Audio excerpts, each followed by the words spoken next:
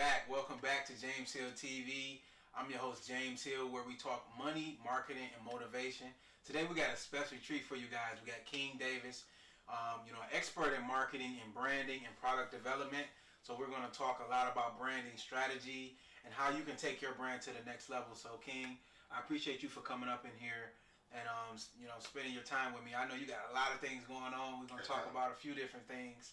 But I appreciate your time for coming in. Man, no doubt. I appreciate you having me. Yeah, let's get right into it, man, because you got a very unique story. I love, talking to people who have, a story to tell to inspire the next generation, right? Because I got a lot of people who watch this, and the age range is from like 25 to 34. And what we all know is between that age group, we all are just trying to figure it out. Nothing really is handed to us, so you're just trying to figure out. No matter if it's a small business or it's you're working in corporate America, whatever going on, everybody's trying to figure it out. And I feel like you went through that same thing with your business and everything you have going on. So can we just go back to before the business, before everything, what you have going on, and how did you get to where you're at right now? Well, I grew up in an entrepreneurial family, from the start. So my mom had six different businesses. Mm-hmm. My mom's first business, she had a boutique, a large clothing store in my neighborhood. Mm-hmm. My grandfather owned and operated a gas station. My uncle had a tour bus company, Wow. transportation company. Yeah, so I growing up, I always seen the people around me work for themselves, and then even my other family members that had jobs, they still had other side jobs as well, that they ran on their own, Right. based on their profession. So, pretty much when I was 18, like I said, I went off to college first, and I was there studying, law. I was at Marymount University in DC, and it was just in my mind, I was just I don't think this is it. I don't think I'm supposed to be doing this. You don't think you're supposed to be doing law, or you don't think you're supposed to be in college at all? No, I felt like I wasn't supposed to be doing law, Mm-hmm. because one day my sociology teacher came into class, and he was I feel like it was God. Teacher was look, some of y'all don't belong here. So this is what we gonna do. Y'all leave my class right now. So I'm sitting there hey, he talking to me. Right. My godbrother was in college with me too, so he next to me, and I'm so I'm getting up. My godbrother yank on my shirt, where you going? I'm I'm getting up out of here. Right. You stay, I'm leaving, And I left, and I withdrew from my classes. I went to the registrar's office, Mm-hmm. then went and seen my advisor. Got cussed out twice by both of them. Withdrew my classes, and literally called my mom. Was hey, listen, they not gonna let me stay on campus. My mom was what are you talking about? I say, so you got 3 days to come and get me, because I can't live here. I'll be trespassing. Right. And it was funny, bro, when she picked me up, she wasn't even mad. Her and my grandfather picked me up, packed everything up, and they weren't even mad. They weren't even mad after I explained to them the same thing I just explained to you. Right. My grandfather was just I get it. I still want you to finish school, but this just ain't your calling. That ain't it, though. Came back home, probably took a break for 6 months, figured it out. Transferred to my mom's alma mater. I was working in Finish Line, bro. I was 18 and a half. Right. And, I got approached by a party promoter. And the party promoter asked me to work for him. Mm-hmm. Because he had found out that my mom had played basketball back in the day for the school. So she was a big alumni. Right, so it's some synergy there, it's a connection. Yeah. And I ain't gonna lie, when we came to the school, me and my team, we was kind of fly though, you know what I'm saying? Yeah. So all the people it's was always that crew. Okay, you was a part of that crew. Yeah. It's always the one. So everybody was who is these people? And who are these transfers in, know? Yeah. And what ended up happening was the guy was I pay you $1,000 a week, and this and that. And a lot of my other friends was yo, do it. He wanted to hide his head and this and that, because he was doing it with a couple other people. My brother, shout out to B, it's my daughter's godfather. He was there with me. He was no, because he told me, he said, if he's willing to give you $1,000, imagine what we can make on our own. Mm-hmm. And I'm yeah, you're right. He said, come on, let's figure it out. So we sat down, figured it out, threw our first party. It was, you know what I'm saying? It was, I was connected to somebody then that gave me the property to do it. And the party was like, it was alright. Right. Then we kept doing it at his property. You know, started making a little bit of money. And then one day, literally, I went to the dude. I said, look, I need a loan. Like, I need you to jump in this bag with me and figure this out with me. The guy who owned the property? Yeah. Okay. So I gave him, like, the whole layout. And he was like, all right, cool. Like, get the numbers right. So we rented 3 clubs. Like, for the whole weekend, we rented 3 clubs. Oh, y'all going on a lot. Yeah.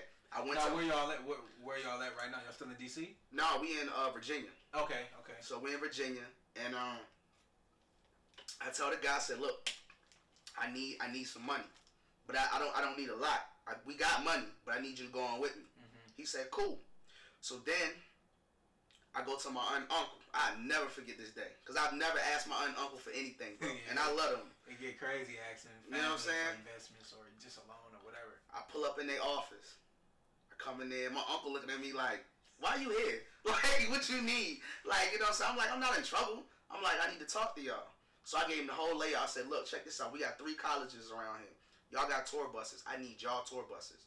And the guy, my uncle was like, what? I said, listen, I need y'all tour buses to bus students from the school to my parties and from my parties back to the school. Mm-hmm. So my uncle got up, was like, and just walked out. I slipped him on. I said, listen, I don't need y'all buses for free.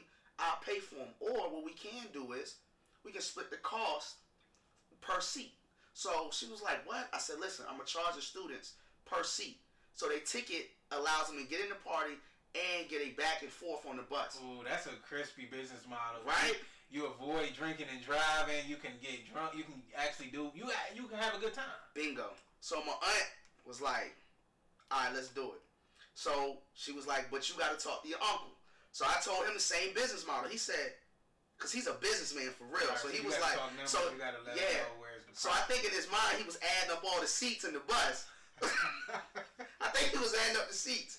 Because then he's like, cool. He said, but we're going to have a contract. I said, write it up. Let's go. Wrote it up. Boom. When I tell you it worked, bro, we threw the parties. And one of the parties that weekend that we threw that made the most, that actually helped take me over, was we threw a damn near naked party. Mm-hmm. Where it was like the less you wear, the less you pay. Wow. Yo, I swear I'm not making this up. It was like the less you wear, the less you pay. And the reason, and I was the first person to do that. And what made me actually think about that, because at the time it was like people was paying $20 to get in the club and this and that. So, but you know, that's the motto as time go on. The later the time is in the club, the more that you pay, right? Exactly. It's like you show up at 11:30. You might get in for the 20, but if you show up at 1:30 when everything popping, $40. It's $40, $50. Yeah. So in my mind, I'm thinking like, I told my friend, my circle, I'm like, look, what if we can charge $20, $40 out the gate? But the catch is, the less you wear, the less you pay. So my friends was like, we gonna charge the girls too? I said, yeah, we gonna charge the girls too. I said, because think about it. I said, this is marketing, bro.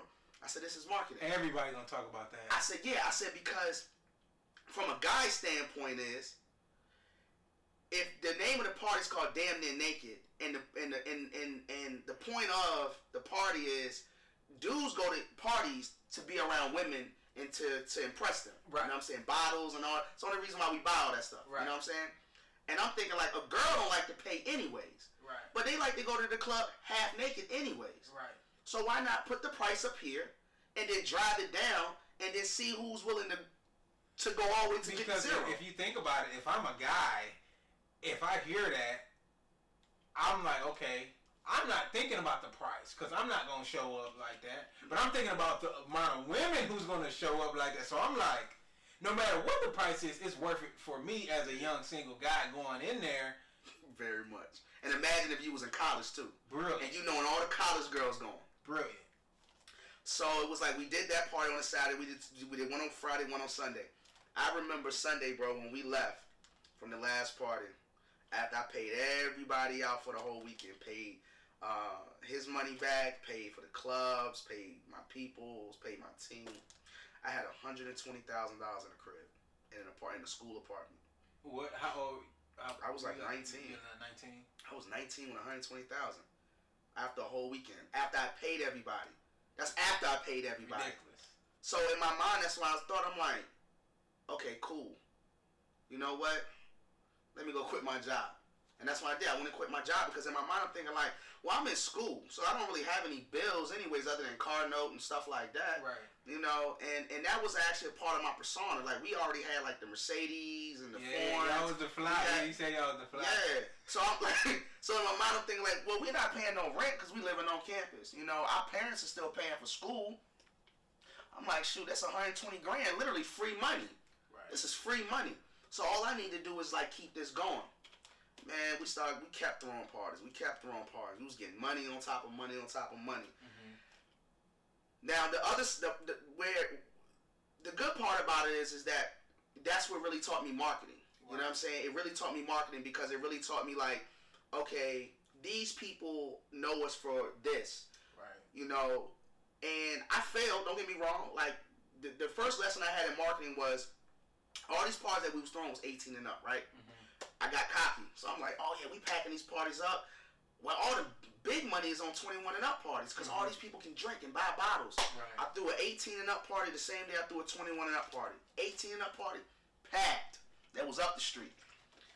Went down the street to the other venue we had rented out and threw a 21 party. It was dead. It was nobody in there. It was nobody. Even the DJ was sitting at the bar. I was like, wow. And my friend was like, yo, this is embarrassing. Right. But then that taught me, I'm like, okay, cool. Marketing wise, this is not our platform yet. Like you gotta know your audience. Yeah, I'm like, this is not our audience. We're not even 21 yet, anyways. So how? Like, I'm like, we can't market to a 21 and up in crowd. We're not even 21 because we don't know really what they want or what it's like. Yeah, because you never been 21. 21. Yeah. So so we stuck with 18 and up. You know, it was still 21 and up was coming, but you know, stuck to it. And then we got greedy. We got like really, really greedy. Where I started noticing people on campus was having a drought selling, like, because everybody smoked weed except me. Mm-hmm. You know what I'm saying? So literally start buying like pounds of weed. Mm-hmm. Start selling weed on campus. Right. So you done went from just the fly guy to now I'm throwing parties. Now you know moving weight on campus. Weed on campus. Then it became like people was taking pills, like asking for pills, and we started selling pills. Oh man. Yeah, and then here's the crazy part about it is, it's like I don't want to make it seem like, number one, I don't want to make it seem like drug dealing and dope dealing is positive, especially not on a college campus. 100%. Like that's not it. But halfway through when we was doing what we was doing, I remember having a conversation with my man. I was like, look, I think things is getting out of control. Like people was getting robbed on campus, like, cause I was at HBCU, so people was getting. I mean, that's all HBCUs. They're always in the hood if you really think about it. You know what I'm saying? People was getting robbed on campus. We had a couple situations occur. It got to the point where we was literally riding around with firearms, like in the car. We was going to class with firearms in our book bag because we was on the yard so much, or just being around that I'm just, you know, was kind of like paranoid, like. We're making money and people know that we're making money. Mm-hmm. And you don't know who don't like us making money right now. Yeah, I mean, people can get real envious of, especially you young, you doing all this, and you already had the persona of being flashy and putting yourself out there. That's kind of how you garnered all that attention starting up, is because people knew you for being that flashy guy, and now you're throwing parties, so, you know, I know you for that, and what goes into parties, alcohol, drugs, and all that, so it's kind of all crossing over until they get out of hand. And it was just like it just, and then the funny thing is like I remember having a conversation with my mom, and I remember her telling me, bro, she was just like, you grew up in an entrepreneurial family. I get where your entrepreneurial mind went with it, but now it's just getting too much. It's getting too wild, and I'll never forget it. It was just like literally like probably a couple weeks later, called like a whole case. Right. Called like a whole case, literally. Got hit with like a looting charge because I took the police on a high speed chase. Oh man! Because I had a firearm in the car that didn't belong to me. You know what I'm saying? And it actually belonged to somebody on my team, but I had my then girlfriend and my door girl in the car with me. So where I come from, I grew up off principles in my neighborhood. So I was just like, If there's a situation that's about to occur and I got 2 women in the car, I can't let them go down for something that, even though I don't have nothing to do with it, it's 2 men in the car. So I can't let 2 women get into trouble behind this guy. Right. So I got to do what I got to do. So that's what happened. And like, mind you, we're still in school. And I remember, like, they, filed a warrant and everything else. And I was... So when you went on the chase, you didn't get caught? I didn't get caught. Okay. So I didn't get caught. I ran to, like, the student apartment, got rid of the firearm and stuff. They waited, like, a couple days to file the warrant. You know what I'm saying? They waited because it was a school police that it was a school and the county police that chased me. So what ended up happening was they waited a couple days. I don't even know why to file the warrant. And I was still going to class. When they filed the warrant, my actual business teacher told me they filed the warrant. Cause she came to me like, so what am I hearing? Like you, and I'm like, yeah. She's like, what's up with you? Like, you know what I'm saying? Like, what's going on? Wow. I told her, speed the story up. I ended up going to court. One day I was in court, and they was gonna revoke my bond, and I don't know why. And I was just like, well, I really don't want to go to jail today, so I'm like, I'm just not gonna go to court today. Didn't go to court, and I went on a run.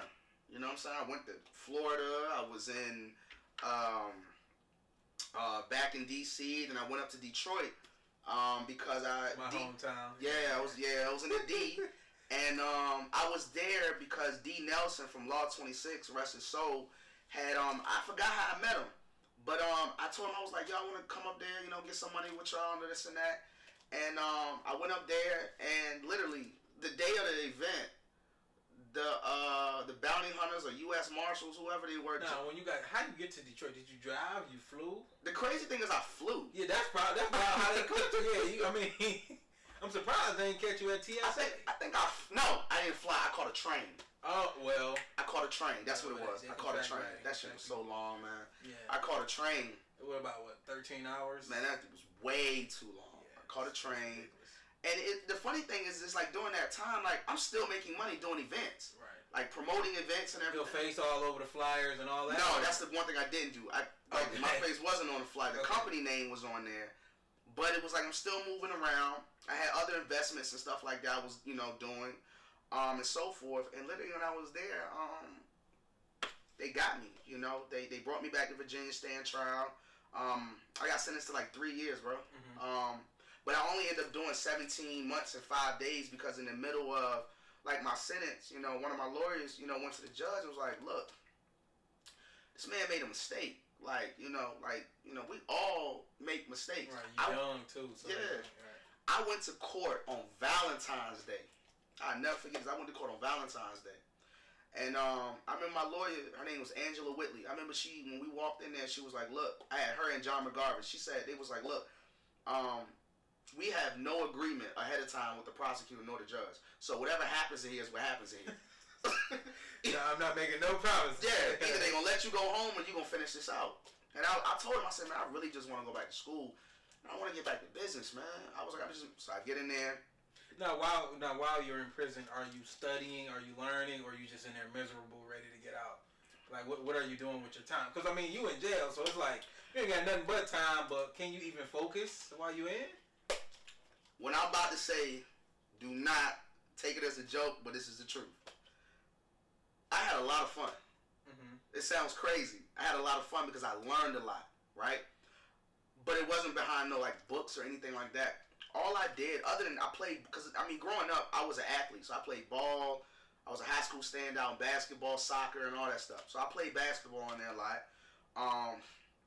And I read, but what motivated me, what changed my mindset even more, I used to sit around all the guys in there, older, that had a lot of time.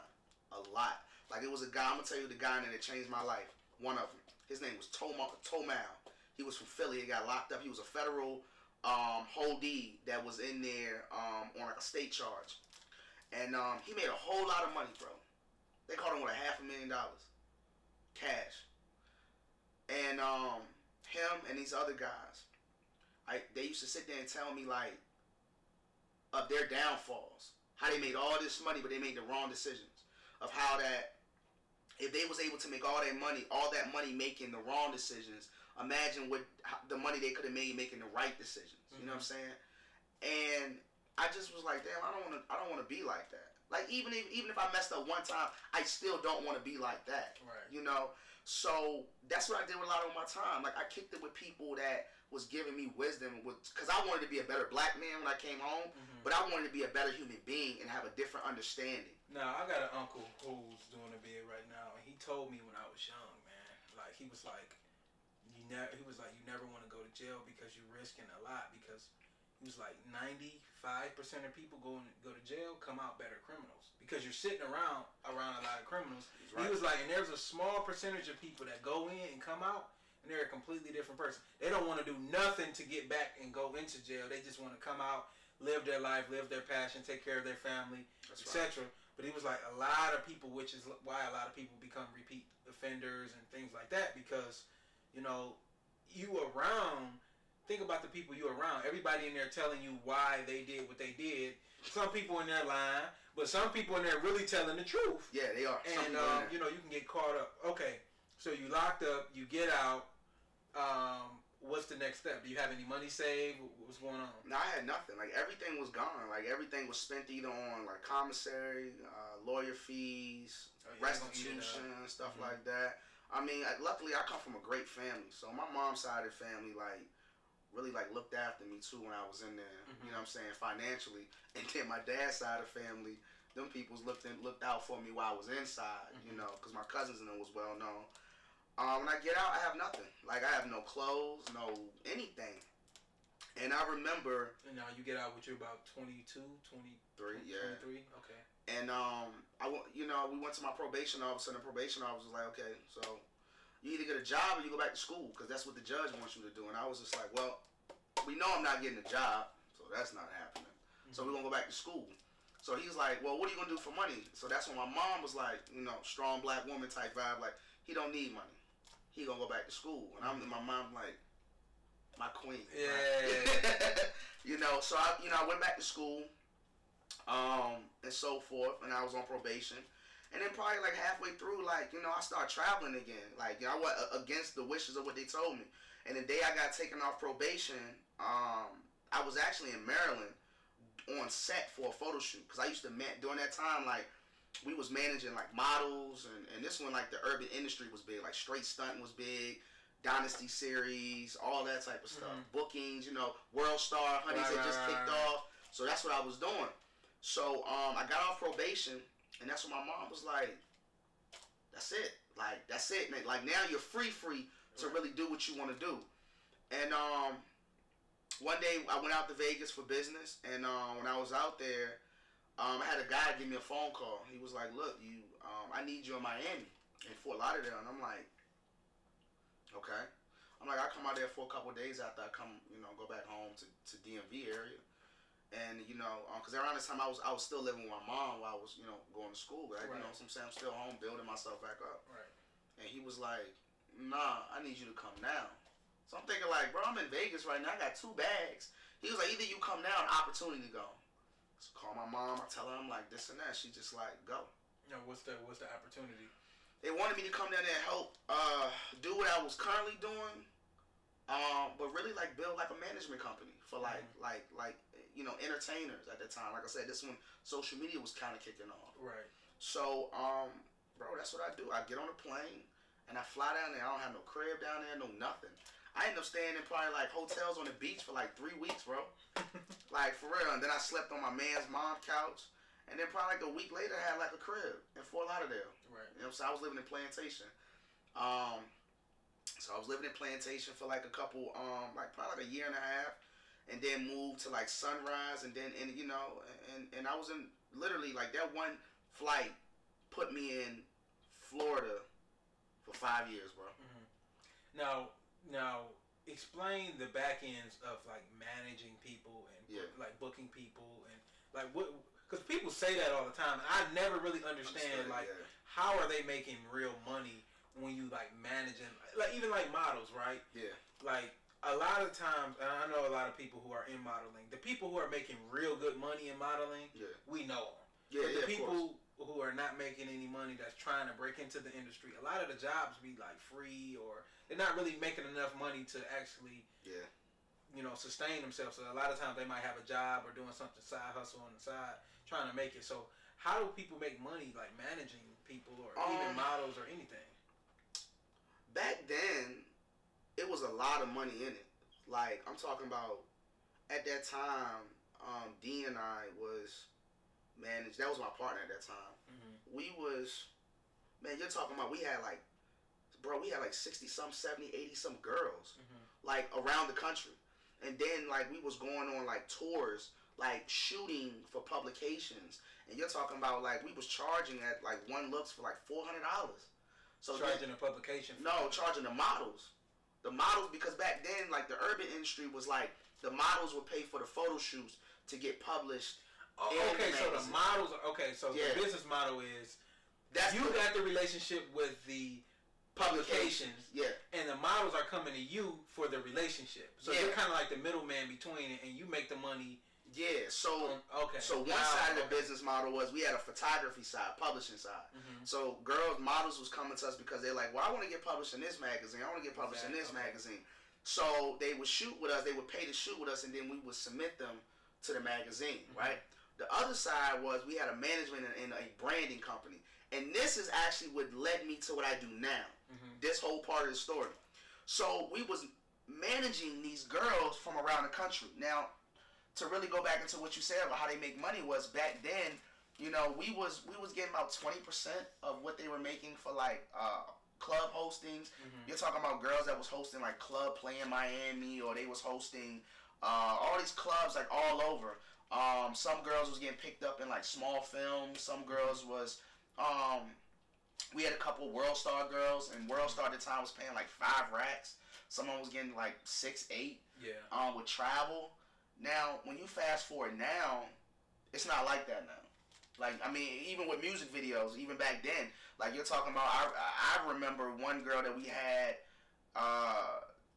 she got like 4,000. Now, do you think the impact of social media has broken that business model, because now the publications are going direct to the Instagram models or direct to the people they want to connect with, and they don't need that middleman, sort of say?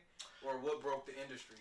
I think what broke up the urban industry was too many girls thinking they can be models.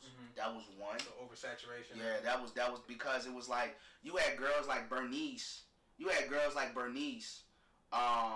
And then hold on, let me back up. You had Bernice. You had girls like Dolly Castro. You had all these girls, right? And then you had girls that nobody knew about, right? Now, the rappers alone, I feel like the music side is kind of what messed it up, because it's like, if you got a girl, like let's say you rap, and this girl want 1,500, right? Instead of you getting your money in order to get this girl that's actually going to help your brand, you'll be like, well, let me go get this girl right here that costs $100 and do it for free and just feed her. Right. Because all you want is girls in the video. It don't mean that they're attractive or they're the right girls, but you need some girls. Right. Now you just create a whole, now imagine a bunch of yous doing that over and over and over and over. You're going to create a whole nother side of the industry that wasn't there before. Right. Because, growing up, when we used to turn on 106 and Park and watch BET and all that stuff, those girls on those TVs, we used to be like, wow. The girl on the TV or the girl in the magazine. But now, it's another model, it's another group of individuals that don't look like the girl on the TV or the girl in the magazine now, that'll do the same work for free. Right. So, that, and I want to say social media. Because social media killed the publication. Like, why would I pay $15 for a magazine when I could just go on Instagram and look at it for free? Right. So that kind of killed it. King Magazine disappeared, and Black Men's, and and all these were successful Black-owned publications that was owned by successful Black people. You know what I'm saying? So that's how we was making money at the time, and it was fun. It was lucrative, and I had a good time though. I mean, that model's not around now though. Now, okay. So you're doing that. You say you were in Florida for 5 years. When did you transition into the 9 to 5 agency at the moment? Because I mean, some of the work you was doing led you to the work that you're doing now, but Yeah. you didn't actually have this company No. back then. No. So what kind of led me to that was I had moved to New Orleans because my daughter was being born. So I'm in New Orleans, and what's crazy is this is how the 95 agency really started.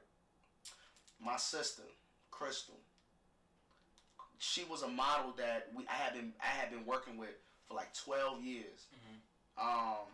She called me one day and said, "I want to start a business," and I said, "Okay, what type of business?" She's like, "I want to start an eyelash company," and this was before like eyelashes really popped off. Mm-hmm. And I'm like, I don't know nothing about product development. I don't know nothing about none of that. I know how to build a company, Right. but I don't know nothing about product development.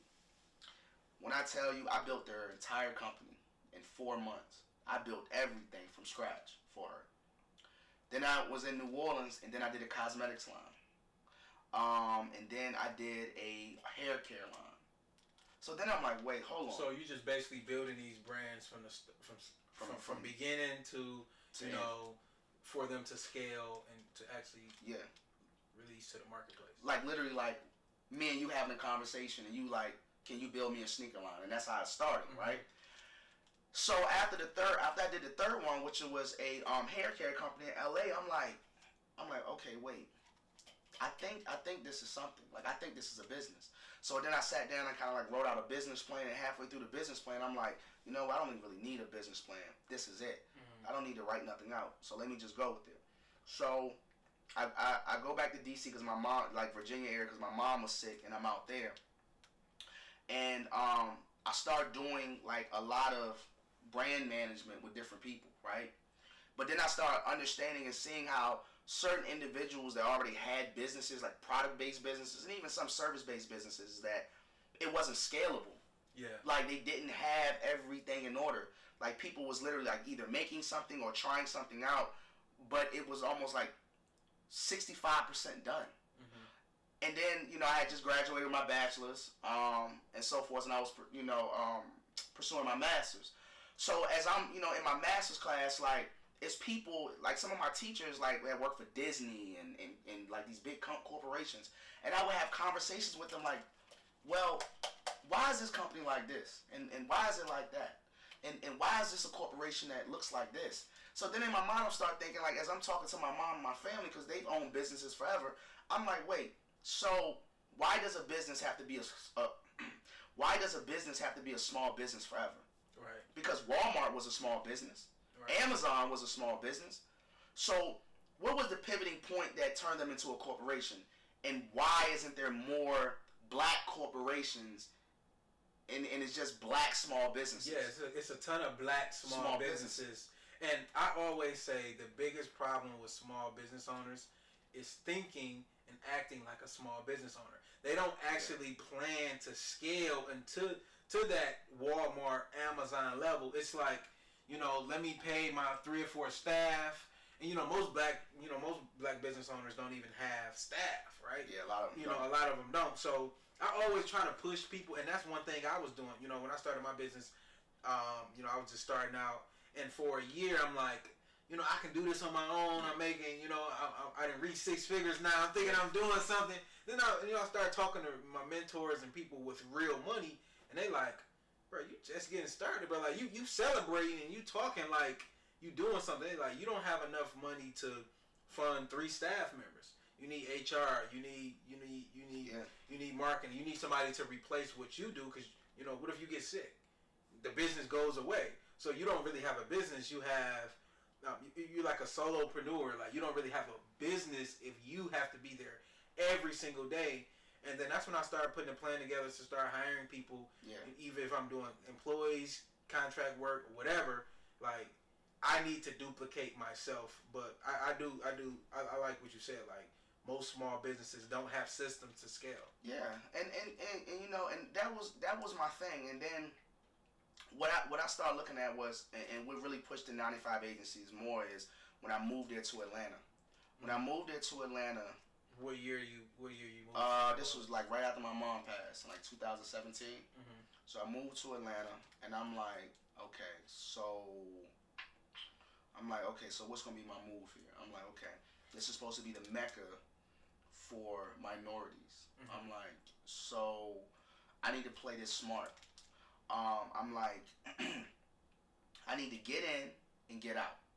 And then like my motto for that get in and get out is let me get in, create a lane, but then get out because I don't want to stay in this lane forever. Like I want to keep this lane, but I personally, as a person in this lane, want to go off and venture and do other stuff and let this lane keep going with, like you said, hiring other people to keep this lane going. But I'm somewhere over here now doing something else. Yes. So when I got here, I started, taking on clients. But then I started noticing, I started getting a lot of calls to build brands, like really build products. And I got really heavy into that. And since I've been here in Atlanta, I've done a restaurant. I've done to date right now. I've done 300 plus like brands. And what I always tell people is what I do is the same thing what they do on Shark Tank on a smaller level. And that's literally where I'm trying to get to right now. Like the Robert Herjavec's, the Damon Johns. That's where I'm trying to be. Because what I tell invest in like product-based businesses, people coming in. Yeah, and buy failing businesses like what's his name, Marcus Lemones. I want to buy failing businesses because here's my thing: if I can go find a business that's already generating $300,000, but they are, let's say they're in the red by like 200,000, so they're spending 500,000, only make 3, so they're failing, right? But I know for a fact they can make 300,000. I know I can take that business and flip it around. I know it because I've done it before with a lot of other brands where I'll come in there and deal with the brand and see that they're spending a lot on this, and I'm like, that doesn't even really make any sense. That's not making you money. Yeah, and I'm like, we need to bring this down to here. Like, we need to bring this. I always talk about key performance indicators. Like, look at your metrics. What's making you money or what's bringing you customers? Yeah. And most people spend, like, I get people in my, they inbox me all the time. Hey, I want to do some marketing. I want to do this. I had a young lady who actually, booked, just booked me for the whole weekend one-on-one. Like, I need to tell you about my business model. I'm trying to hire people. I'm trying to do this. And what I do, what I specialize is branding. Well, not necessarily branding, more marketing and advertising, because branding and advertising are different. Yeah. So I specialize in advertising, and I leverage my platform to let people advertise their products.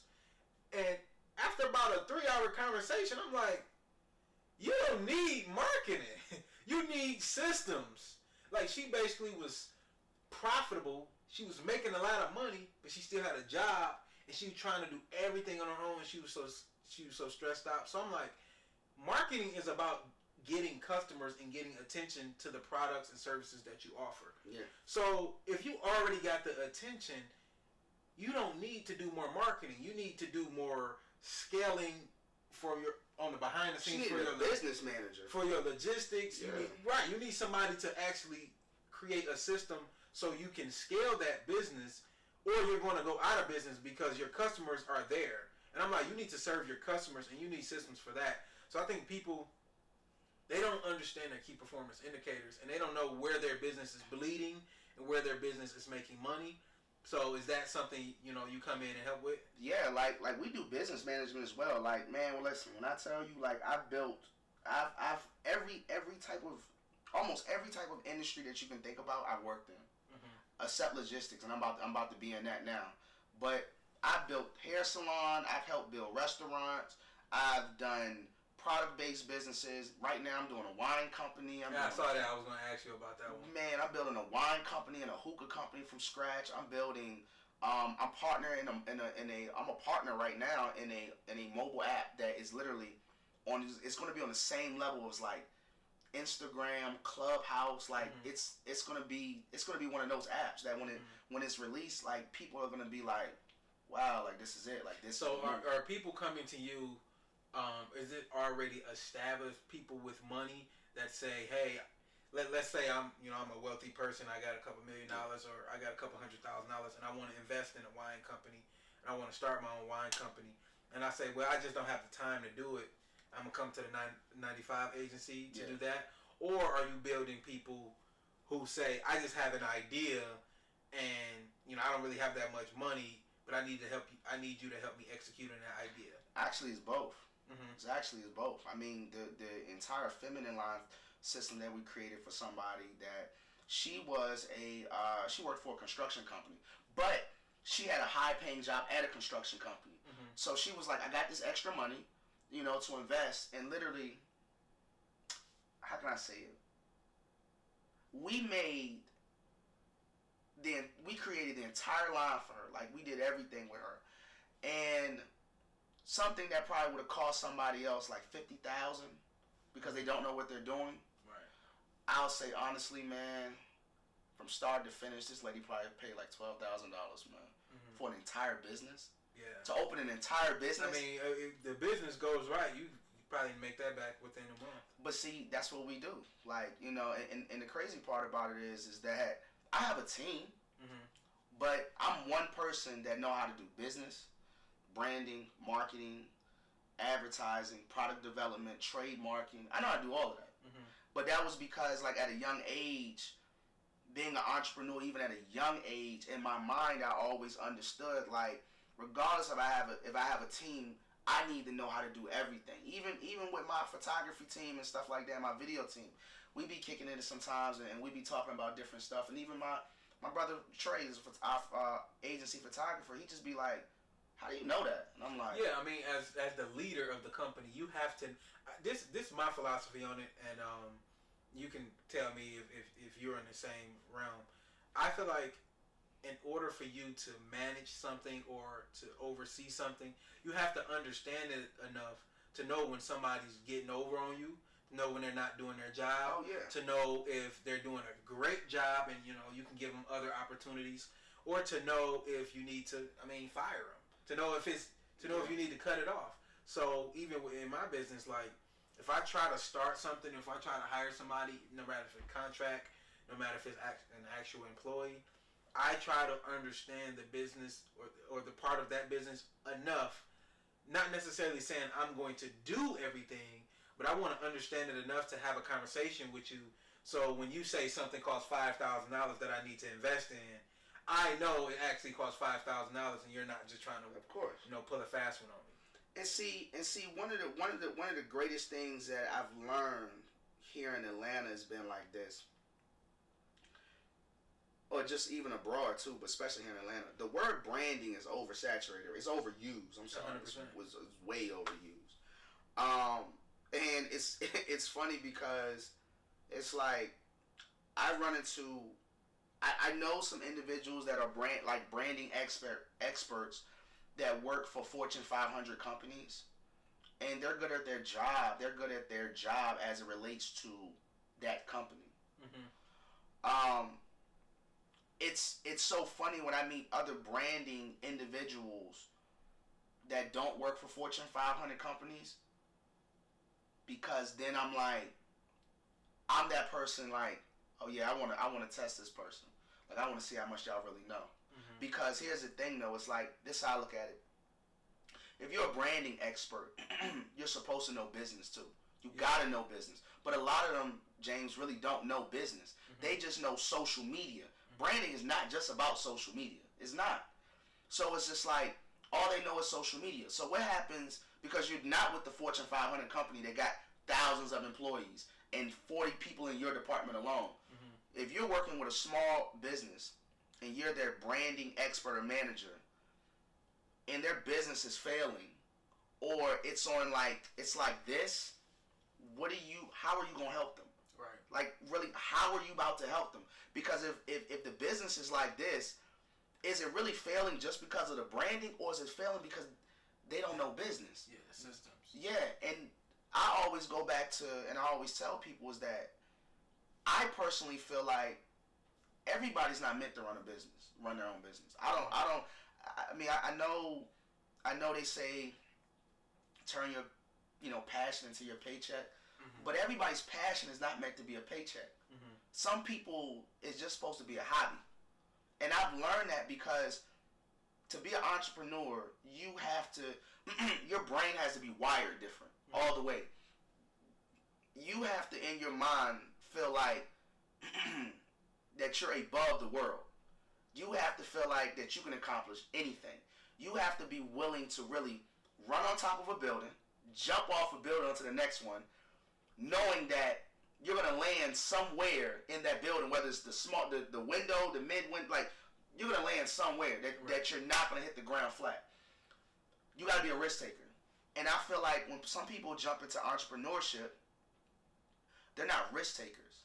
You know, even with hearing about, you know, how you started this, you're a risk taker to do this, because some individuals would have said, oh man, like I gotta get cameras and I gotta have this and a website and man, I can't do all that. Like, no, you don't need to be doing all that. If you're gonna doubt yourself in the beginning, this is not for you. Because you see somebody look at it and be like, well, I want to be like CNN. Okay, but you gotta go through what CNN went through. Yeah, you can't just become CNN. You gotta become the CNN in the 70s or the 80s, or you know, when they first started. They didn't start with a global headquarters. They started with a few cameras and an idea, you know, and then they probably raised some capital once things started to work. But that makes a lot of sense though, because here's one thing I always say, and I don't think people really get this.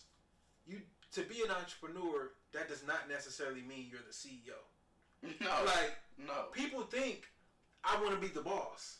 I want to, I have to call all the shots. And that's only because they're thinking of what they can do and not what a team can do. And that's something I had to literally get out of my mind, out of my head. I always thought I have to be the person leading every department, leading everything. I need to be the person making the decisions. And then I heard Jeff Bezos say, we don't hire people to tell them what to do. We hire people so they can tell us what to do and help us reach the goals we want to accomplish. So just like my team member I brought on, I'm like, okay, you're an expert in photography and design and videography.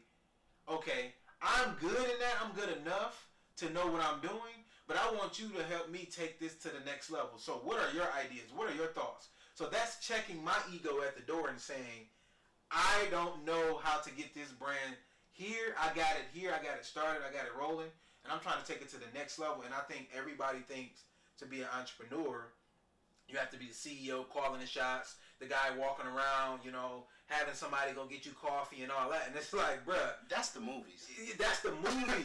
That's what we see, bro. And that's what a lot of people really think. And I'll be like, look, Facebook, or let's say Instagram. Instagram got started, it was 9 engineers. They had no revenue, right? All of those people came in, were entrepreneurs building a great product. But one of them was the CEO, one of them was the chief marketing officer, one of them was the CIO, one of them was the product development manager. But that's all, it's 9 people at the company, they all got ownership. So I really want to talk about the ownership aspect of it, and that's what I try to tell people. Focus on ownership, not necessarily being a CEO or being a guy or a girl walking around calling the shots. Just try to own a piece. But you know what? The sad part, I think that's heavy in our community, the black community, because we never owned anything. So nowadays, if somebody start a company, the first thing they'll do is they put CEO in their bio on Instagram. 100%. I did it. I ain't gonna lie. I know I had it on there. CEO in their bio. It's in my bio right now. But yeah, but see, here's the thing though. Here's the thing though with that. It's like you had a vision, right? I had a vision, and look where you're at now. So to call yourself a CEO of something, I just don't understand why individuals do that when they first buy the LLC. They buy the LLC and they're like, well, somebody like, what do you do? I had this girl say that to me one day. I'm like, yo, what do you do? She's like, I'm an entrepreneur. I'm like, that's not a thing. That's not a thing. What do you do? We're all entrepreneurs. Right. But because everybody at the table is an entrepreneur. They own their own business. So I was like, what do you do? I'm thinking she was gonna tell me I own a bottled water company. I own a couch company. I own, you know what I'm saying? I'm an entrepreneur. I'm like, that's not a thing. Yeah. That's not a thing. What do you do? And it's like somebody saying, who are you? And you say, I'm a human. It's like, okay, we know that. We know that part. Yeah. So and she was like, when I asked her, she's like, oh, I just got my LLC and this and that, and I own my own business. And in my mind, I'm thinking okay, you don't own anything yet. You don't, because you barely, number one, you don't even have a trademark, so you don't even own the name. So you don't own anything. Right. You don't really have any customers yet. So you don't own own my lawyer. I just got the email. My trademark got approved. Everything. I'm good. Oh, that's what's up. Yeah, no, that's really what's up for Black millionaires. That's kind of dope though. Yeah, bro. I got the trademark. That's kind of dope. So I'm like, you don't own anything. That's why I always live by the mottos I live by is people want to be Diddy without working like Puff first. And my other motto is you need a team because Steve Jobs ain't built the iPhone by himself. People don't even know Steve Jobs wasn't really that technically savvy. He wasn't even that smart. He was a marketing and branding guy. Yeah, that's what I'm saying. He was a salesman. He was not a tech, like, he's not tech. He was a visionary. Like, he seen something, but had to use the people around him to help him create it. And the thing is, I think with that is people forget, it's nothing wrong with that. It's nothing wrong with having 65% of something and you need somebody else to help create the other 40. That isn't like Michael Jordan didn't win a championship without Ron Harper and Scottie Pippen. He couldn't have won it without them. Yeah, I'm in the process right now of it's probably gonna be down the line later, probably in the summer, but I'm gonna hire someone to do like my journalism. Okay. I want to get really into like writing and things like that. Okay. And build my platform out like that.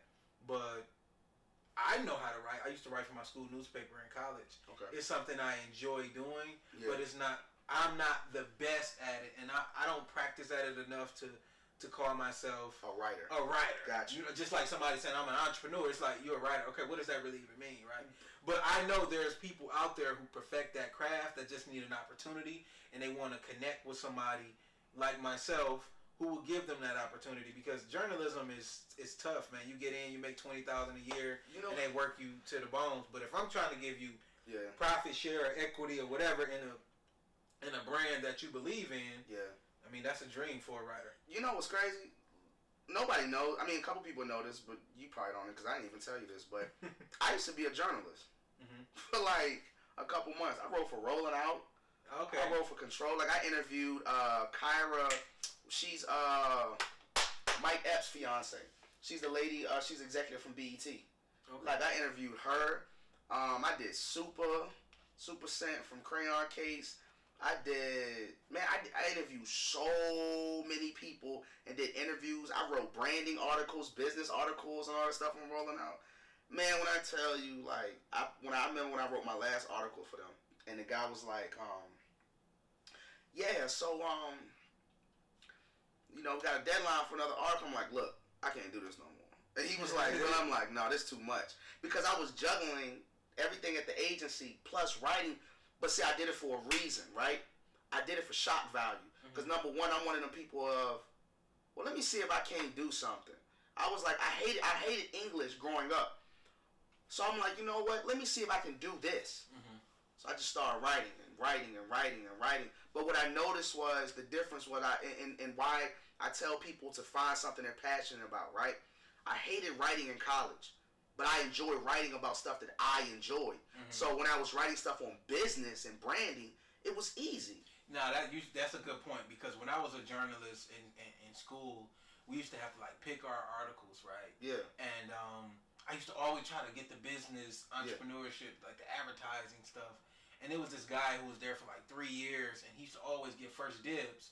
And they used to make me write about cancer research and all this stuff. And I'm just like, bro, like, you know, I'm like, what am I doing? It made me kind of dislike the craft, but I still loved it. I just was doing it from a place of work and not really passion. Like, I'm passionate about business and entrepreneurship and marketing, but I'm not passionate. Nothing against, medicine and research. That's just not my lane. It's not your purpose. Right, it's not my lane. So they were giving me articles. They gave me an article, write this article on, and this is when I knew, I was doing the wrong thing and I needed to check myself.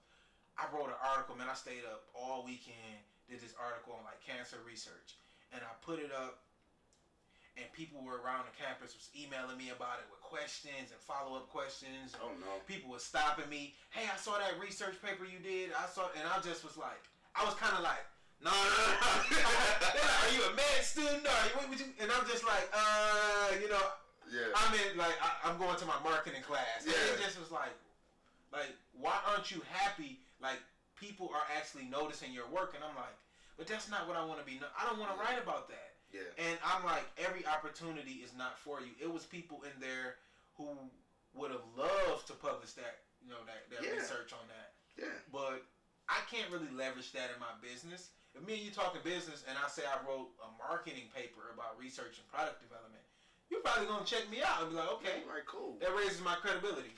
If we in a business meeting, I said I wrote something about cancer research, you're going to be like, okay, how can you help me develop my business? Like that, it doesn't really increase the it doesn't increase my my credibility in the area that I value. So that's when I knew, like, I like to write, but I like to write on things I want to write about. That's why I never went in and tried to be a journalist, because I knew they were going to try to just give me random stories every day, and I'm just like, dude, I don't want to write about that crime that happened last week. I don't want to write about it. I want to write about what I want to write about. Yeah. And you know, it takes time to have that power. Yeah. To be able to write about whatever you want to write about, but that kind of I'm not gonna say it killed my journalism dream, but that kind of like opened my eyes to the real craft of journalism, and I respect it as a craft. So I respect it enough to be like, that's not my lane. I mean, the only thing I got from, like, when I was doing stuff at Rolling Out and a couple other places I was writing for was, I remember, like I said, I was here in Atlanta, and I remember, like, I was planning on interviewing this person. And it's funny how favor works. I was about to interview this person. I was meeting them at this one, Sweet Auburn Lounge was still open. And I was meeting them there, and they were, you know, well known in the music industry on the business side. And the crazy part is they got into an accident on the way there. Yeah, and the person hit me was like, "Yo, I can't make it, love, bro, but I'm gonna send somebody to you." In my mind, I'm thinking like, all right, whatever. So this guy pulls up, this white guy pulls up, and I'm like, okay, we get to talking, and like towards the end of the conversation, he goes, "You got a master's?" I'm like, "Yeah." He's like, "Cool. What is it in?" I'm like, "Sports marketing and management." He said, "Cool. You ever thought about being an NBA agent?" I'm like, "No, not really." Right. He's like, "Well, you're gonna become one." I said, "Wait, what?" I said, "I thought I was here." He's like, "Man, I don't want to be interviewed. I don't really care about being interviewed." He said, I'm here to talk to you about something else." Right. I said, "Okay, cool." So we get to talking some more. And he's like, "I'm going to walk you through the process of how to be an NBA agent and stuff like that." And I'm like, "Okay, cool." You know what I'm saying? Blah, blah, blah, this and that. So, you know, we back and forth a little bit. I moved to the Battery, to the Braves Stadium during the pandemic. Like, the pandemic just hit. People lost their job. So you moved your company? Or? I moved the company and myself. So I moved to the Battery like in April of last year when people were losing their jobs. I'm like, well, I want to move. Right. All my friends are like, "That's dumb," and I'm like, "No, it's not dumb." I'm like, that's the opportunity. Yeah, I'm gonna get a better deal. That's exactly what I did. I was like, I want to put myself in a new environment. I put myself into, you know, that new environment, and one day I'm in there, I'm walking around in the little this is when they kind of opened outside back up, and the Battery was the first place in Atlanta that actually opened back up, like where people could come eat and just be outside. I'll never forget this. I'm walking outside one day. As I'm walking down, there's a cigar shop that I always go to called Burn by Rocky Patel. Him and his wife are sitting outside. And he see me, he's like, "King." I hadn't seen this man in like months. And I'm like, "What's up?" And he's like, I'm like, "What are you doing here?" And he's like, "What do you mean what I'm doing here?" I said, "What are you doing here? Like, you're smoking cigars. Like, why are you here?" He's like, "Why are you here?" I'm like, "I live upstairs." He was like, "Oh, that's cool. I do too." And I'm like, "Okay."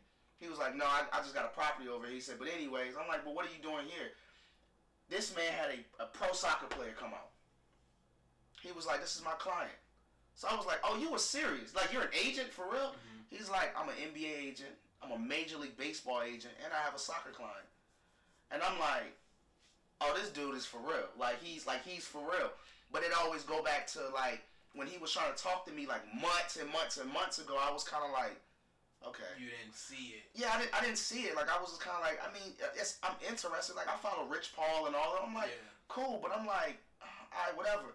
But then when I sat down with him and he started going over like just like not just like numbers or representing clients, but he just started like he ran through my background with me again and was just like, bro, like you can do this, like like you can do this. You know what I'm saying? And just like then he made me realize too. He was like, there's not a lot of agents that look like you. There's not. He was like, it's really not. And I think, I mean, what you do with product development, brand development is so needed in pro sports because a lot of these athletes are going broke and all they have is their image. Yeah. So if you can come in and say, hey, you know, let's say you get somebody and they're not going to be the next LeBron James, but they're going to make a couple $1 million and they still have a brand and an image. You can say, look, yeah, you can go in and make your few $1 million in the NFL or NBA, but now you can take and leverage your name and grow an actual business or a brand behind it. And I'm going to be your agent and your manager to help you do that. So I think what you're doing, it crosses right over. It's not foreign. The funny thing is, that's what I'm doing this year. So I'm turning on my paperwork. Yeah, I'm turning on my paperwork in this year to like go through it and go take the test. Now, what's the paperwork to become a sports agent? So for the NBA, it's a contract. I'm not contract. It's an application. You turn the application in. You pay the $2,500. $1,500 of it, I think it is refundable. You turn that in. They do the background. They do everything. Blah blah blah. This and that. Everything come back. Then what they do is you get a date to take the test. Now, based on how they're gonna, you know, with COVID going on, whether you take it virtual or you fly to the place, it's a time test, and it's open book, you know. So my goal is to do the NBA, and I want to do another league. I know with the soccer, I don't have to have a license. I just got to find a soccer player. Okay. So what I'm thinking is after I do the NBA, my goal is to pick another sport, or if I decide to do something maybe like soccer or whatever, I actually want to take Spanish classes to make me. I passed Spanish in school, but I don't even remember any of it to be honest with you. But I would like to become fluent in Spanish because what I would like to do is travel to other countries and get these soccer. Because soccer is huge in other I feel like in America we don't understand how big soccer. But see, what's funny is I won 2 soccer championships when I was younger, and I had got a soccer scholarship, but I blew it. Right. You know what I'm saying? I didn't. My senior year, I stopped playing soccer, but I won 2 soccer championships my sophomore and my junior year. You know what I'm saying? My senior year, I'm like, man, I don't want to play soccer. I'm like, we go to all these team parties and like. Yeah, I mean, you probably ain't getting no love. I mean, no, because I was on the I was point guard of the basketball team. Right. You get more love doing that. All the girls would be like, you on the basketball team? I'm like, damn, don't nobody say I'm on the soccer team. Right, you probably on soccer. Don't nobody care about that. Yeah, I'm like, you know, so I'm, you know, but it's just like, I'm starting to see a bigger picture in a lot of things. And that's kind of what drove me to, like, I have, like, you know, just to, you know, give an overview for this year. I got, like I said, a mobile app company I'm partnered in now. I have a nail brand that I'm partnered in. She's like probably one of the dopest nail artists here in Atlanta. Her name is Tran. I'm partnering with her. We're gonna drop a nail product line, and then the goal is to open like a nail bar together. Together, so you actually develop equity partnerships with some of the people you're working with. Yeah. Okay, we was gonna get to that. I was gonna ask you. Because you said you wanted to get into Shark Tank, like, yeah. It's all about equity with them. Yeah, so. Like, because I see, like, even with Tran, like, she does all these people's nails in Atlanta, and she's dope. Like, she's cold. She's been doing nails since she was 13. So in my mind, I'm thinking, like, okay, cool, you offer this service, that's cool. But at some point, you only can make so much money providing service by yourself. Oh, yeah, you have to scale. Yeah, so I'm thinking, like, okay, cool, other than opening a nail bar, which is cool, let's do products. Let's do products. Products can go everywhere we can't be. Yeah, products can go across. Products can go in every nail salon in America. Or in North America or globally, right? Yeah. Depending on the actual product. Yeah, so she's one. My fiance owns a daycare. She's been owning a daycare for some years. And I told her the same thing. I said, let's build some more daycares. Like, why not? Daycares is like, it's almost like the medical field. It's like people cannot live without somebody watching their kids. Especially now that women are becoming a lot more independent in the workforce and things like that. So it's like, you're not going to stop having kids. No. So we have to have somewhere to, when I'm at work and when she's at work, the kids have to go somewhere. Yeah. So daycare. Yeah. So I told her, I said, let's scale the, you have one huge storefront right now. Mm-hmm. I'm like, let's scale yours and open some more, and then let's do franchises of it. I was just, I was about to say, well, I mean, you could probably start franchising after you get a brand. That's so much brand equity. Like, let's franchise it, because there is no black daycare franchise. KinderCare is not black owned. Goddard School is not black owned. I mean, they're great brands, right? But why not the face of a one that is black owned, and see. The other thing that we're working on right now is creating our own curriculum. Mm-hmm. We're going to create our own curriculum, like a Becca book has a curriculum. Is that going to go into the daycare? Is that going to be something? Yeah, go into the daycares and try to like I went to private school. So private school, the Landmark Christian I went to, they used the Becca book. Now Becca book been out for years. Right. You know what I'm saying? It's kind of to me, it's kind of run down by now. Have you ever went to public schools when you? I went to public school my senior year. So one of my close friends went to private school, and we always joke about that because he went to a Jesuit. He went to a Jesuit school. Okay. And the people, he'd be like, "Oh, I went to school with him." I'd be like, "Bro, I went to a public school in Detroit. Yeah. The people I know from Detroit are locked up. Like these people are like they not own no business. Like they not own that." And I'm just like, I don't think people who go to private schools understand the value of that education until they get out and meet somebody who's on their level that probably made it out of public school. Yeah. And they're like, I don't have that network. I didn't get that education. I didn't have access to computers and stuff like that. But see, you know what? I fall on both sides. I didn't see the value of private school until I got older. Mm-hmm. But I seen the value of private schools when I was younger because, like, I still lived in a neighborhood. I'm from the West Side, so like we didn't have projects in my city. We do. But now on my side of town, ours was broken into neighborhoods, like what block you from, you know what I'm saying, and so forth. So I'm from the 2100 block, downtown. So that's in D.C., right? No, that's in Virginia, Richmond. Virginia, right. And the thing is, the DMV, everybody do. So it's like, when I would come home, like all my other friends went to public school, you know what I'm saying? Yeah. And, we'll be around stuff and see stuff and so forth. But I would start seeing like how private school and then the family I come from, I would start seeing it how advanced I was. Like, you know what I'm saying? Like, I was talking about getting some money at like 12, like 11 years old. Like, man, because I would see my mom make this money, and I'd be like, man, I want to get some money. Mm-hmm. But then it was like, I see like two different sides. I see the dope boys in my neighborhood like pull up in cars like Lexuses. Like that Lexuses was big in my city. Like they'd pull up in the Lexuses and the Cadillacs and with the rims on it. I'd be like, dang. But then I go to my uncle's house. My uncle got 12 cars in the front yard, and my uncle bought a Bentley. Right. I remember he had a Bentley at one time. You know what I'm saying? Or he had all these cars, and I'm thinking like my uncle don't sell dope. Right. You know what I'm saying? Like my mom got a bunch of stuff. Like everybody got all this stuff, but I'm seeing both sides of the fence. Mm-hmm. And the good thing about it is that as I got older and I started looking at it, what I started to learn is that it's not really about the color of your skin when it comes to business. Mm-hmm. It's really based on your drive, and it's based on where you want to go. Mm-hmm. Because you can come from a bad situation and take that situation, and that situation can be the driving force of why you become successful. Right. Or you can be born with a silver spoon in your mouth, and because you think everything is supposed to come to you easily, you never make nothing of yourself. Right. You know what I'm saying? And me losing everything was the best thing that ever happened to me. Me getting locked up was the best thing that ever happened. Because it slowed you down. It's like slapping you in the face. Like, look, you're going down this path. Yeah, you come from a good family. Like, you don't have to do this. Like, what are you doing?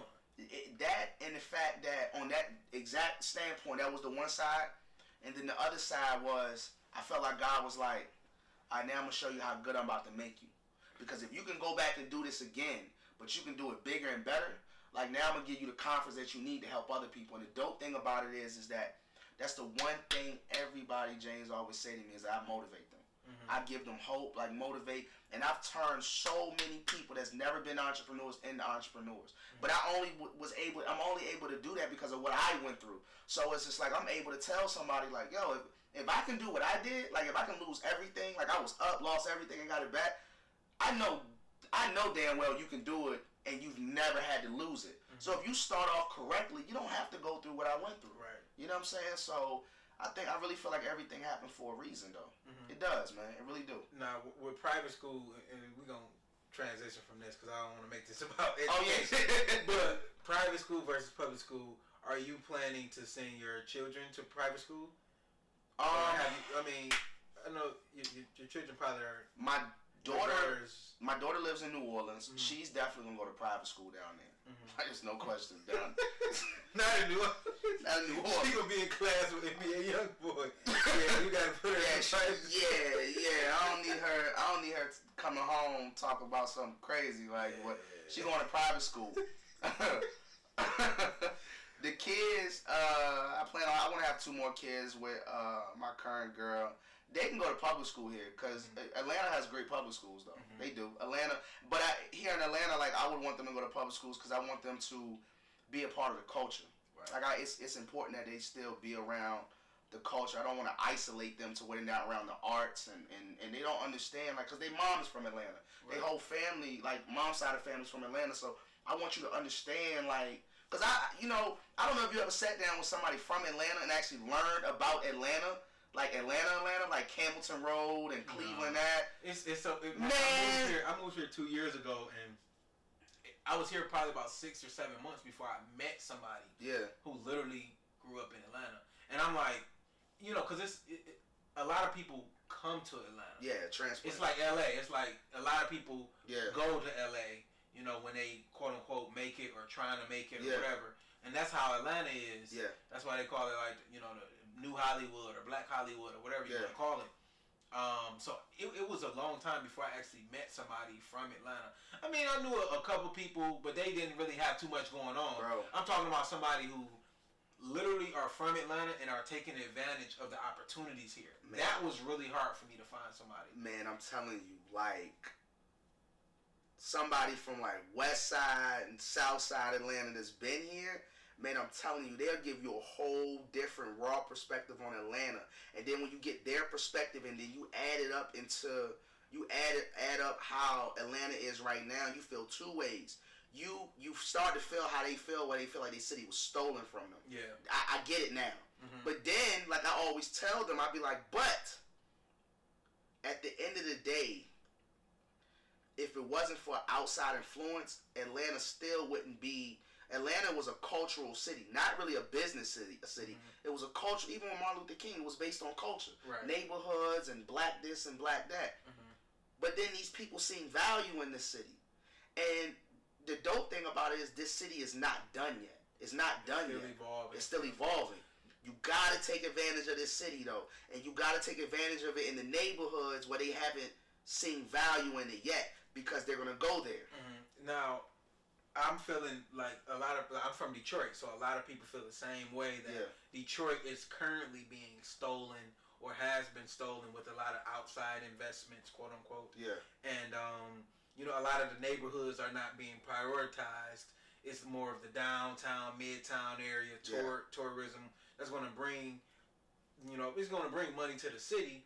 But a lot of the city, like the actual heart of Detroit, is not being prioritized. So I'm kind of in that.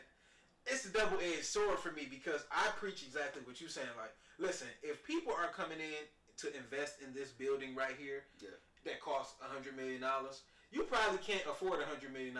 But you can afford that, $90,000 condo that's a mile up the road. That's $90,000 now, but it's going to be $250 next year once this get complete. But here's my question, because this is something.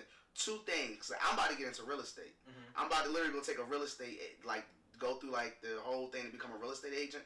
I just don't really want to be a real estate agent. You just want to learn. I just want to learn everything, right? Right. Because you just said something. You said this building costs $100 million, right? Right. Why can't you go get $100 million? Well, I'm not saying I can't go get $100 million. I'm just saying, like, why anybody can't go get $100 million? I feel like if you know what you're doing, you can. If you have the skill, like if you don't have money in a business, you have to at least have the skill and know-how and the grit to go. You know, because if you're an investor, you don't want to invest in somebody who don't know what they got going on. Mm-hmm. But if you're somebody who know what's going on, but you don't have money, you can attract money. You can attract investors, hard money lenders, banks, they'll give you money. And that leads me to my next thing. See, I'm a broker. I be starting. See, I'm a broker for some financial firms. Mm-hmm. Like I'm a broker for 2 financial firms, right? That lend money to business owners, right? And I met this guy. That and he's actually teaching me something. Like, you know, he's raised about, I think it's like $500 million over the last couple of years for businesses. That's what he do. He raised capital. Right. So we get to talking, and I'm just like, I want to learn how to raise capital. And he was like, are you serious? I was like, yeah. So then he goes, so now he was like, do you understand what you about to try to do now? If you do product development and you build businesses and build brands, or you can go in there and fix them. But now if I teach you how to raise capital, and you can raise capital, he's like, I don't know where you're going to be at in a couple years. He was like, because the one thing that individuals, us, think is this. Okay, I want to start this business. Now I got to go take my money out of this bank and start this business. Okay, that's us. But then I watched individuals growing up that was either like in my family or friends of my family that didn't look like us say, you know what, I'm about to open this business. But I'm not about to take my money and open this business. I'm about to go take somebody else's money, the bank money, and go a venture capitalist and go open this business. I don't want to put my money up. I already run a business. I need to keep my money separate. But I'm going to go take their money and start this business. Right. Why don't we, as a whole, as a people, know how to raise capital to start our business? Why we always got to take our cash and put that on the line to start a business? Why can't we just go get capital too? No, I'm going to say this, just being from the hood, you know, my mentality is changing, of course, but I feel, and I'm not speaking for everybody, I'm just, you know, give my perspective. When you grow up in the hood, for one, everything's paid in cash. Facts. So we think cash is king. That's in our mind when you grow up. If you see somebody who's getting money in the neighborhood or whatever they're doing, like, you see their money. You see knots of money. You see their cars. Yeah. So when we grow up, we think that's wealth. So when you start getting exposed to real wealth and real money, you realize you ain't never seen Bill Gates with money. You ain't never seen him hold money. You ain't never seen none of these wealthy people, venture capital. They don't have money, right? So when we get into a business and start a small business, we think about the $500-600 we got stashed under the pillow. We think about the money we got in the bank. We think about the small money that we can actually save from our job. And then when we start making a little money, we stop there, because if we made $100,000 from, you know, the little twos and fews that we had saved up, we think we made it. We sitting back thinking we made it, but then our other counterparts, they go out and raise $150,000, raise $1 million, and we're thinking like, I've been working all this time. I haven't raised any money. I've been blood, sweat, and tears. I quit my job. I did all this, and I'm still not getting ahead. And that just comes from the mentality of, you know, for one, thinking cash is always king. So we don't even know about business credit and actually leveraging those opportunities. And I'm speaking for myself, because it's kind of like a therapy moment right now, bro, because I'm speaking to myself. I started my business, bro. I started this business that we're in with $150, bro. That's what's up. I started this business with $150. all the products, everything you see here was bought in cash. Everything was bought in cash. Like, I own it. And then I was talking to one of my mentors. He's a multimillionaire. And I was like, give three things that, you know, we was doing a little podcast or just, you know, just having a conversation. And I'm like, what's 3 things you would tell small business owners? And I'm listening because this is my mentor. And he's like, you have to understand that cash is cheap right now. Like, you have to be able to leverage other people's money. Like, wealthy people know how to leverage relationships, leverage other people's money. So it just slapped me in the face because I'm happy. Listen, I'm happy because I built this all with cash and with my own money. But now I'm looking at myself like, where could I be if I actually understood that principle a year ago? But you know what's so funny, building off of what you just said real quick, is that I had somebody tell me that, but told me in a different way. And he told me, see, he owns a car wash. He owns a couple car washes down here, right? And he told me that relationships is better than credit, right? And it's funny because I just talked to him the other day, and I brought this video up, and this girl in the video stated, she said, "Why do people think Africa is poor?" She was like, "Why would y'all think Africa is poor?" She said, in America, y'all live y'all whole lives off of credit. Credit this, credit that. This is what y'all push. Good credit. The whole system. She was like, in Sweden, they got credit too. You can buy anything off credit in Sweden. You can go in a store and say, I need a pair of socks, and just leave with it, and it's on credit. She said in Africa, everything, the car, the house, everything is cash. They don't have a credit system. Everything is cash. I know my friend that's from South America said they got a credit system in South America. But everything else in Africa is cash. So how is it that you can think that Africa is poor if the whole country or majority of it buys everything cash? Right. That country's not poor. There's no possible way.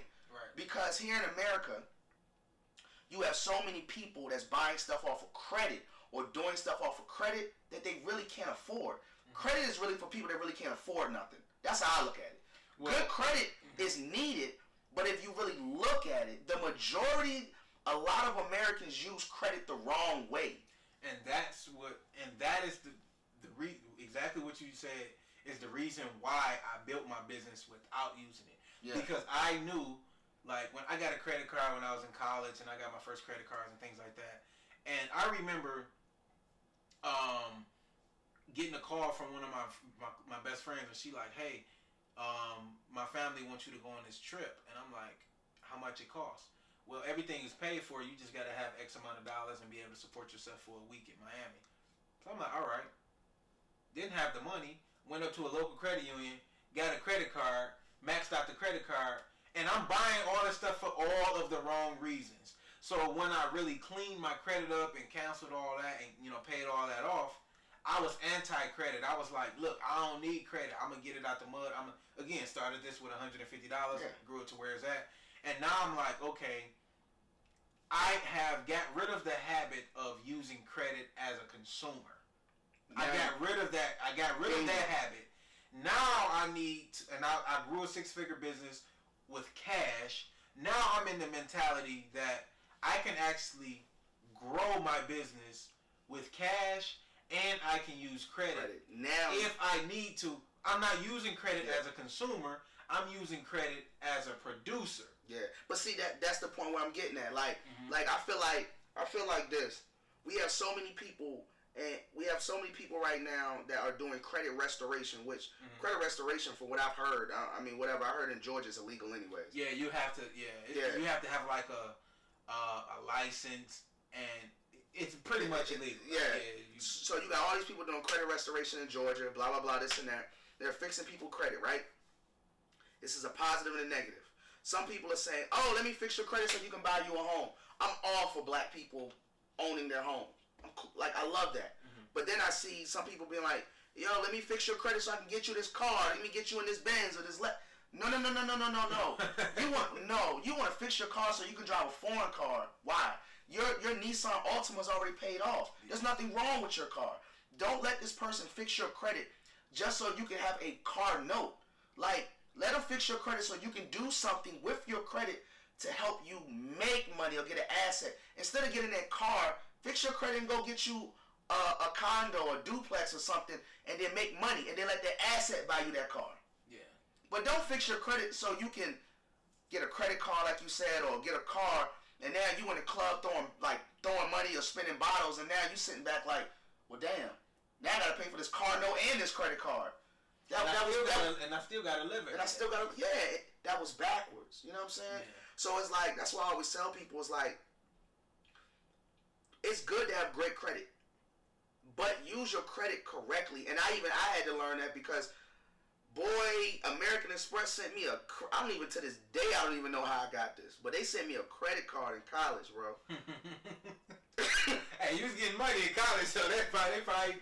Boy, when I tell you, I ran it up. Listen, I'll lie to you now, we was in detail law. My best friend will tell you, we was in detail law. I got the American Express credit card. It was a gold one, too.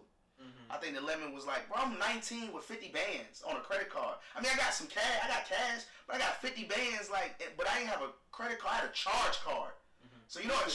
No, I don't really know. Okay, so the card I had was whatever you spend at the end of the cycle, that's what's due. Oh, so it's like it's due every month? Yeah, okay, you know how a credit card, you can pay the minimum balance? Mm-hmm. On the card I had there was no minimum balance. Whatever you spend, that's what you pay. Oh, okay. There was no minimum balance. Yeah, okay. Man, I mean, we in detail. I just got the card. I'm 19. I'm like, hey, bro, you want some sneakers? You want some sneakers? You the Oprah. Yeah, like my homeboy's homeboy. You want? I don't even know who is you. You want some sneakers? Hey, babe, let me get like 3 size. The girl look pretty, so I'm like, let me get like 3 size 9s. Let me get 14 pairs of Air Forces. I'm just buying stuff. We leave out, everybody happy. The first thing my man says is, yo, I don't know what all this. I hope you figure this out. I'm like, yeah, we good. We go cheap. Man, that bill came to my mom's house. We ran it up over a whole weekend, man. That bill came to my mom. She didn't know I had it.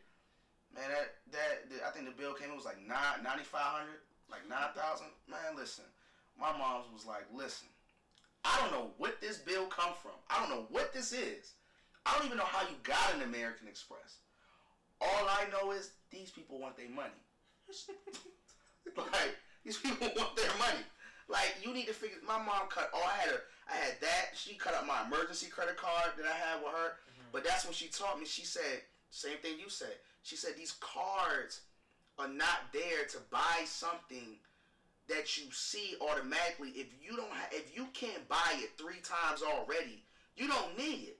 She was like, if you have to swipe for the product, knowing that you really don't have the cash for it, don't buy it. You don't need it. Why are you going to buy $1,500 sneakers out of Saks Fifth with a credit card, knowing that you don't have $1,500 in the bank?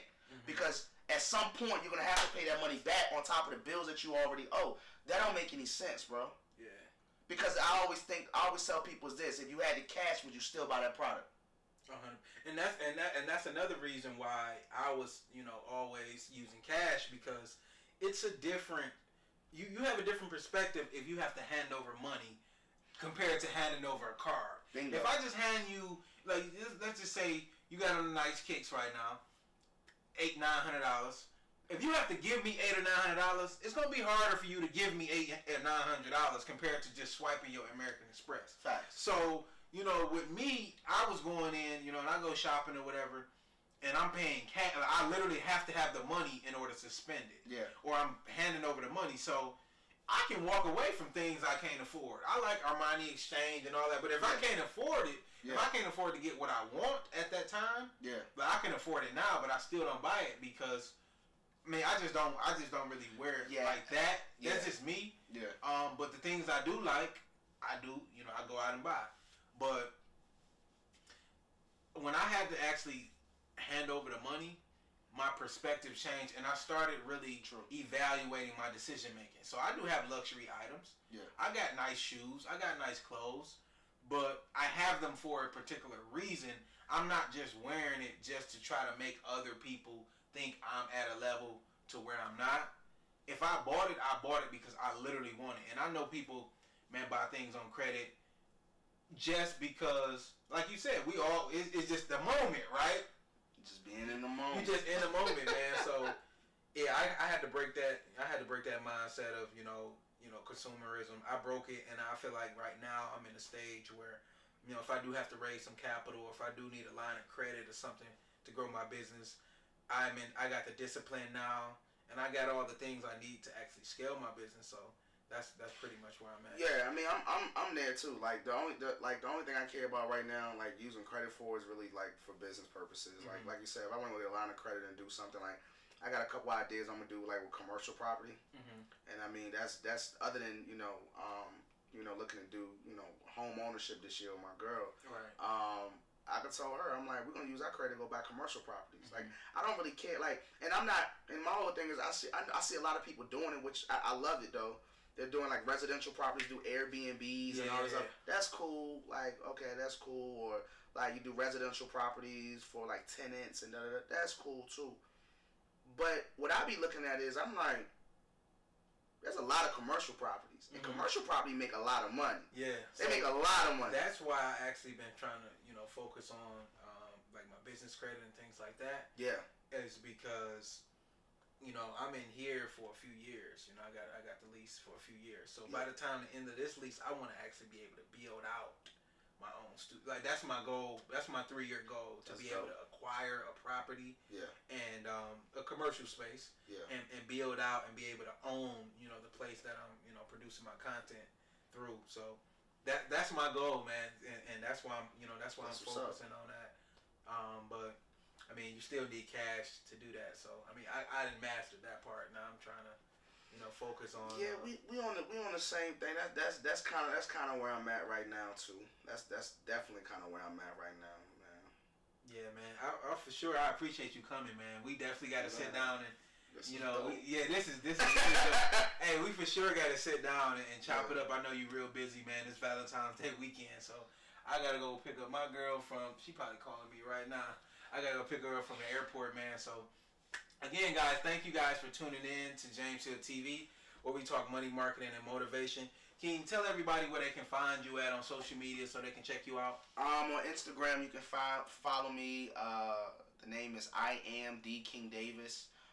You can follow the 95 Agency on there as well. Same thing on Facebook. Our website is www.the95agency.com. All right, guys. I'll see you next week.